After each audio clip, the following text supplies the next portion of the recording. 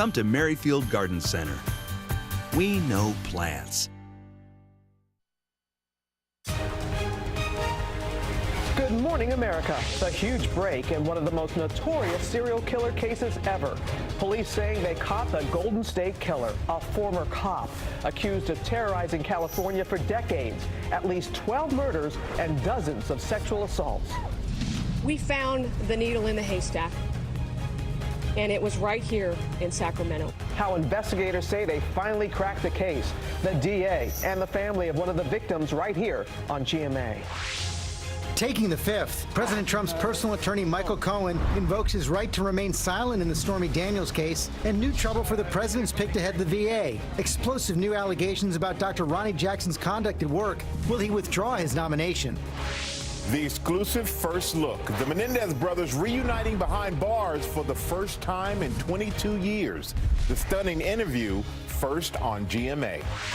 This just in about the royal wedding. The role Prince William will play, and is life with his new baby boy forcing this daddy doze in public. And King James defending his throne. The incredible buzzer beater. Everyone going crazy. But why the Pacers say it never should have happened.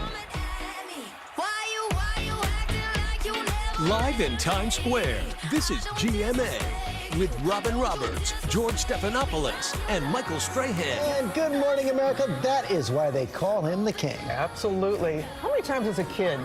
5, 4, 3, 2, 1. You're in your backyard and you dream of doing that. He's done that a time or two, but it never gets old seeing that. Made it look so easy, too. Yeah. Congratulations to them. A big win last night. It was. We'll talk more about that later. We're going to begin, of course, with that huge break in a cold case terrorizing California for decades. Police say they now have the Golden State Killer in custody. And they used DNA testing to find him. So many families are relieved this morning. The killer accused of murdering at least 12 people, sexually assaulting more than 50. 72-year-old Joseph James D'Angelo, former police officer, family man who is hiding in plain sight in suburban Sacramento. ABC's Whit Johnson is there with new details on this stunning break. Good morning, Whit. George, good morning to you. Absolute shock in this quiet community that the man who terrorized California may have been living right here. The Golden State Killer vanished in the 80s, gone for decades, until investigators say a key piece of DNA evidence connected the dots just days ago. The 40-year manhunt for one of the most prolific serial criminals in American history perhaps coming to an end at this suburban home. We found the needle in the haystack, and it was right here in Sacramento.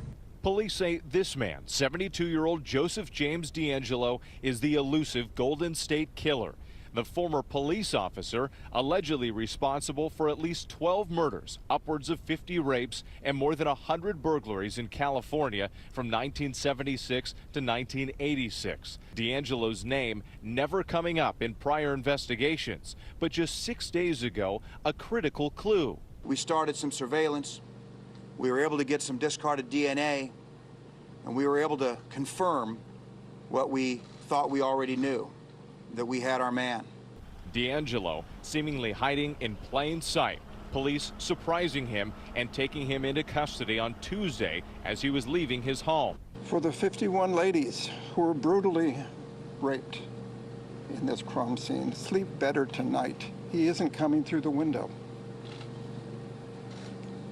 He's now in jail, and he's history. Thank you. D'Angelo's arrest bringing relief to victims and their families. I woke up to a text from a very good friend of mine who said, "Do you think this is really the guy?" And it had an article attached saying that they had somebody, they had made an arrest. And I just started shaking. I never in my lifetime expected to see that. Authorities say he worked as an officer at 2 different police departments until he was reportedly fired in 1979 for shoplifting dog repellent and a hammer. Very possibly he was committing the crimes during the time he was employed as a peace officer. Also known as the original Night Stalker and East Area rapist, the killer taunted police and his victims with phone calls long after the attacks.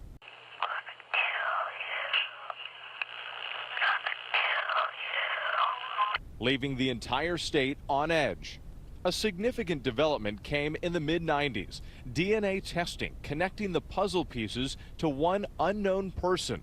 Crime writer Michelle McNamara, who coined the phrase the Golden State Killer, made it her life's work to hunt him down.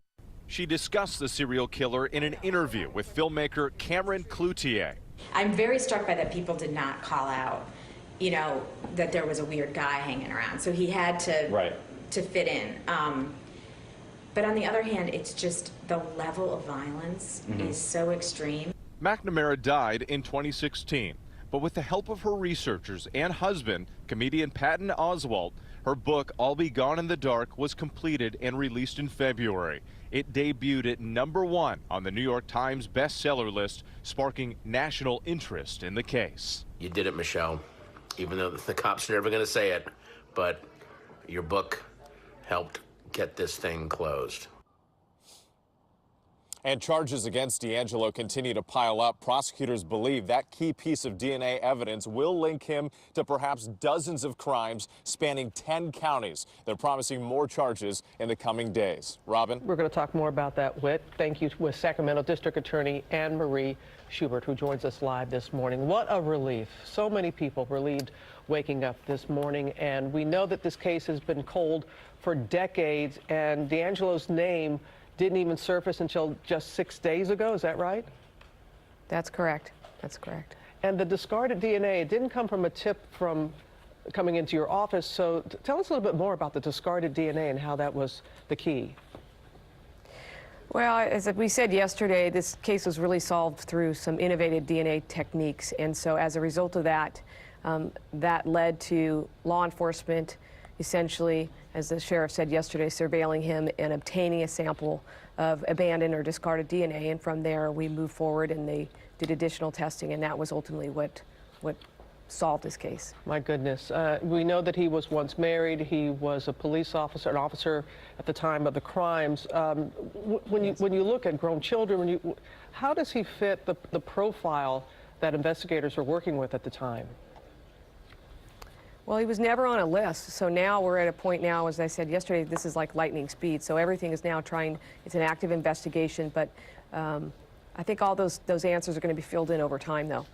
It is an active investigation. We appreciate you sharing as much as you are, and we heard in the report, as right now he's been charged with the first 2 known killings in the so-called Golden State killing. How many more do you suspect? And we know that the last killing was in 1986, but will he possibly look to for other cases since that time? Yeah, they'll absolutely look for additional cases. What we know now is that he's responsible for at least 12, perhaps 13. I'm fully confident he will be charged with additional counts of murder because he's linked by DNA to several other murders, including Orange County. And Santa Barbara County. And Santa Barbara County. Ma'am, what do you want to say to people about the work that went into this? And even though it was decades old, that your office and everyone was not going to let this go unsolved? Well, it's all about passion and persistence and ultimately about DNA. And I've always believed that DNA is a silent witness to the truth. And that truth may have been quieted for 40-something years, but we're now here and we have the answer. We appreciate your work very much, Anne Marie Schubert. Thank you so much. Have a good day. Thank you. Thank you, Robin. The Golden State Killer's last known victim was Janelle Cruz. She was just 18 years old when police say she was murdered in 1986. Her sister, Michelle, who has been fighting to bring the killer to justice ever since, joined us now. Michelle, thank you so much for joining us this morning. Really appreciate your time. And we know you and your family have been waiting 32 years for someone to be charged with your sister's murder. So how does this feel right now? It's surreal. It's unbelievable. I'm so thankful this journey is finally over, and I can rest. I can go to bed at night and rest easier knowing that he's in jail and he'll never walk free again. We know that you've spoken to other victims and family members. What does this arrest mean for all of you collectively? Wow, everybody is so overwhelmed right now. I don't even think that we are processing it. It's just happened so quick. We're just going through a lot of different emotions. I've spoke to Debbie Domingo the other day, actually the night before yesterday, and she was still apprehensive. She wasn't sure if it was true or not. and I spoke to Jane Carson Sandler, and we cried over the phone. I spoke to Margaret, who was one of the youngest rape victims, and she was just overwhelmed with joy. She was so happy. So we're just all going through so many different emotions right now. And Michelle, what can you tell us about your sister, Janelle? Janelle, gosh, just like a free spirit, really sweet. She was the type of person that would stand up for you if you were to be the person being bullied. She was sort of my backbone. Just a good person, a big heart. Well, it's been 32 years and you have been pushing from the beginning, and I want to say that we hope that you and your family can breathe a little bit easier, and we still have prayers for you and all the other victims out there with this horrific crime. So thank you so much, Michelle. We really appreciate your time. Thank you so much. I appreciate that. And it was something. For 32 years, Michelle has been on YouTube. She's been pushing this whole thing. Her family was scared, fear for their safety because he was still out there. But she kept going and pushed through the fear, and now he's off the street. Yeah, this DNA technology is so powerful. Thank goodness. We're going to get the latest now on President Trump's legal battles. Trump's personal attorney, Michael Cohen, now says he will take the fifth in the Stormy Daniels case as the president's new lawyer, Rudy Giuliani, reopens discussions with special counsel Robert Mueller about an interview with the president. Our chief national correspondent, Tom Yamas, is here with the details. Good morning, Tom. George, good morning to you. We have those court documents right here, and in them, the president's attorney, Michael Cohen, says he will plead the Fifth Amendment in the case brought by adult film star Stormy Daniels, declaring to the judge, I will assert my Fifth Amendment rights in connection with the proceedings in this case due to the ongoing criminal investigation by the FBI and U.S. Attorney for the Southern District of New York. Now, he's citing his rights against self-incrimination because of a criminal investigation targeting him. That's when the FBI raided his New York office, his home, and his hotel room. Cohen says agents seized various electronic devices and documents, which he says include information pertaining to that $130,000 payment Cohen made to Daniels to keep her quiet about accusations of a sexual affair with President Trump. Now, the president has denied the affair and knowing anything about the payment. But as far as pleading the Fifth, here's what then-candidate Trump said on the trail in Iowa. Let's take a listen. Like you see on the mob, right? You see the mob takes the Fifth. If you're innocent, why are you taking the Fifth Amendment?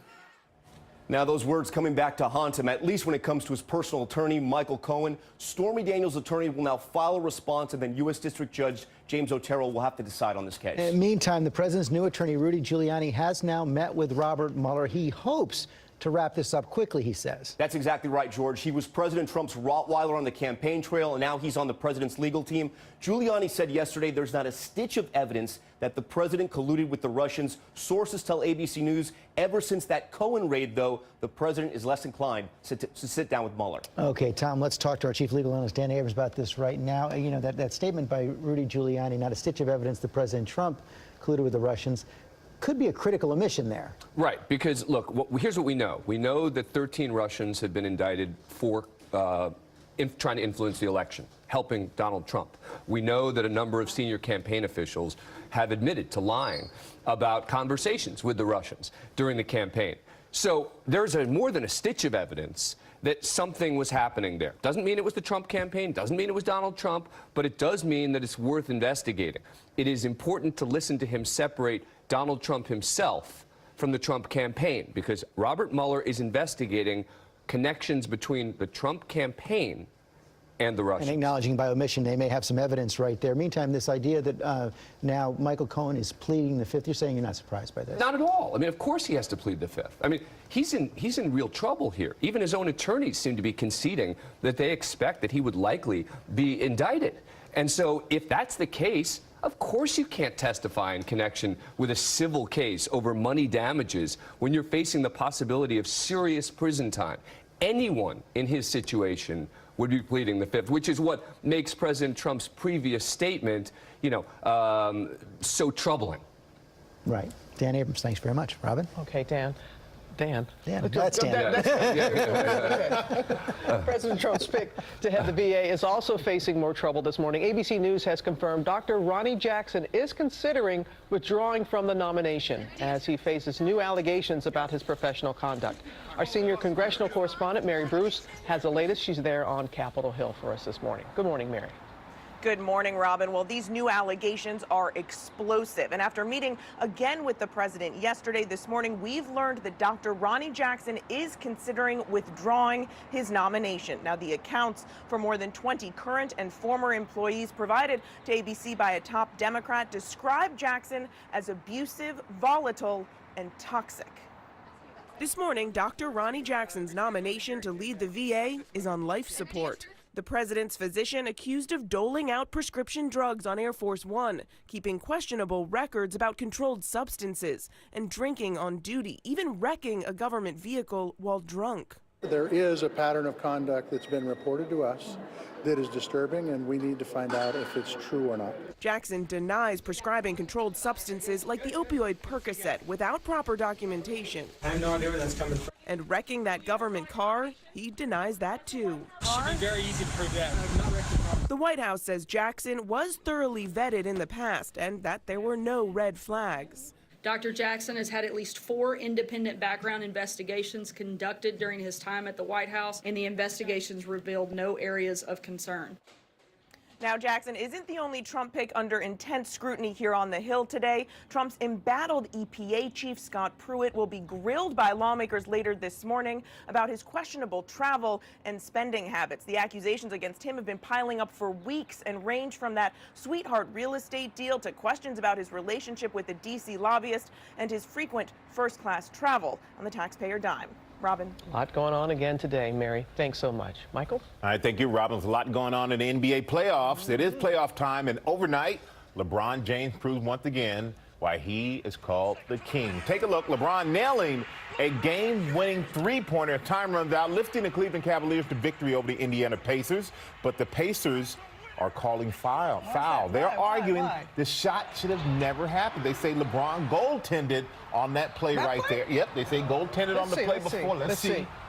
I don't know. That sounds like you do know. Well, the Cavs are up in the series 3-2. That we do know. And LeBron racked up 44 points yesterday. It's his second 40-plus game in this series. He has 21. He's second all-time to Michael Jordan, 38. Chew. But, wow, good call or non-call? The debate is out there. It's done. We'll let that deal with it. That's like you in college, though. You're routine knocking down that 3 to win. Always hitting the backboard. On a step ladder, but still. We're going to go to Rob. And, Rob, you're tracking storms coming to the East Coast. And that ball was still on the way up. Was not goaltending, for the record. This river on the way down. Look at this. Look at this young deer. Okay, this is the St. John River in Maine. On this ice flow, the rivers are now beginning to melt. Finally, spring is arriving, but watch this dramatic stuff. The ice beginning to crack underneath this deer.